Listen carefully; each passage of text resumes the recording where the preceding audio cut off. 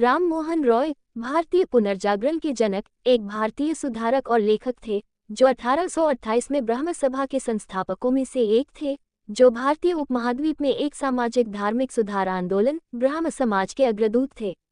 उन्हें मुगल सम्राट अकबर द्वितीय ने राजा की उपाधि दी थी। उनका प्रभाव राजनीति, लोक प्रशासन, शिक्षा और धर्म के क्षेत्रों में स्पष्ट था। उन्हें सती प्रथा और बाल विवाह को खत्म करने के प्रयासों के लिए जाना जाता था।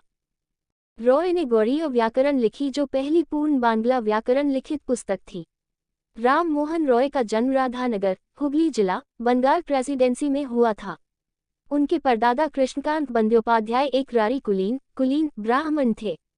कुलीन ब्राह्मणों में 12वीं शताब्दी में बलाल सेन द्वारा कन्नौज से लाए गए 6 ब्राह्मण परिवारों के वंशज पश्चिम बंगाल के राढ़ी जिले के लोग 19वीं शताब्दी में कई महिलाओं से शादी करके दहेज के सहारे जीवन यापन करने के लिए कुख्यात थे।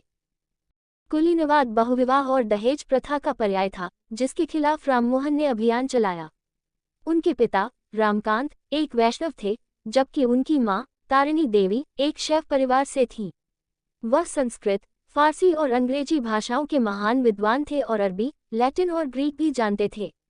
एक माता पिता ने उन्हें विद्वान, शास्त्री के पद के लिए तैयार किया, जबकि दूसरे ने उनके लिए सार्वजनिक प्रशासन के लौकिक या सांसारिक क्षेत्र में करियर शुरू करने के लिए आवश्यक सभी सांसारिक लाभ सुनिश्चित किए।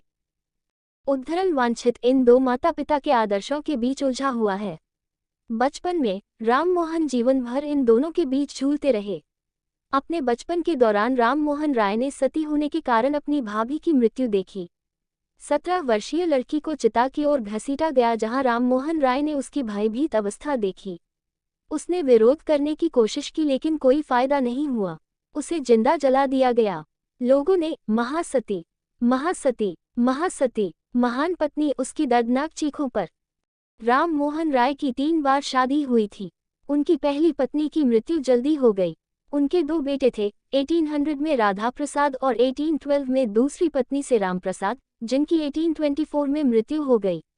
रॉय की तीसरी पत्नी जीवित रही। राम मोहन राय की प्रारंभिक शिक्षा की प्रकृति और सामग्री विवादित है। एक दृष्टिकोण ये है कि राम मोहन ने अपनी औपचारिक शिक्षा गांव की पाठशाला में शुरू की, जहां उन्होंने बंगाली और कुछ संस्कृत और फारसी सीखी। कहा जाता है कि बाद में उन्होंने पटना के एक मदरसे में फारसी और अरबी का अध्ययन किया और उसके बाद उन्हें वेदों और उपनिषदों सहित संस्कृत और हिंदू धर्मग्रंथों की जटिलताओं को सीखने के लिए बनारस भेजा गया। इन दोनों स्थानों पर उनके समय की तिथियां अनिश्चित हैं। हालांकि ऐसा माना जाता है कि जब वह 9 साल के थे तो उन्हें पटना भेज दिया गया था और 2 साल बाद वह बनारस चले गए।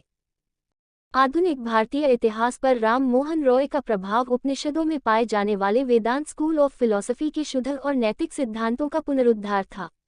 उन्होंने ईश्वर की एकता का प्रचार किया, वैदिक ग्रंथों का अंग्रेजी में शुरुआती अनुवाद किया, कलकत्ता यूनिटेरियन सोसाइटी की सह स्थापना की और ब्रह्म समाज की स्थापना की।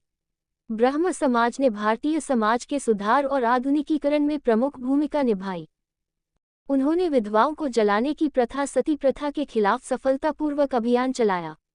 उन्होंने पश्चिमी संस्कृति को अपने देश की परंपराओं की सर्वोत्तम विशेषताओं के साथ एकीकृत करने का प्रयास किया। उन्होंने भारत में आधुनिक शिक्षा प्रणाली को लोकप्रिय बनाने के लिए कई स्कूलों की स्थापना की। उन्होंने तर्कसंगत, नैतिक, गैर सत्तावादी, सांसारिक और सामाजिक सुधारवादी हिंदू धर्म को बढ़ावा दिया। उनके लेखन ने ब्रिटिश और अमेरिकी यूनिटेरियनों के बीच भी रुचि जगाई।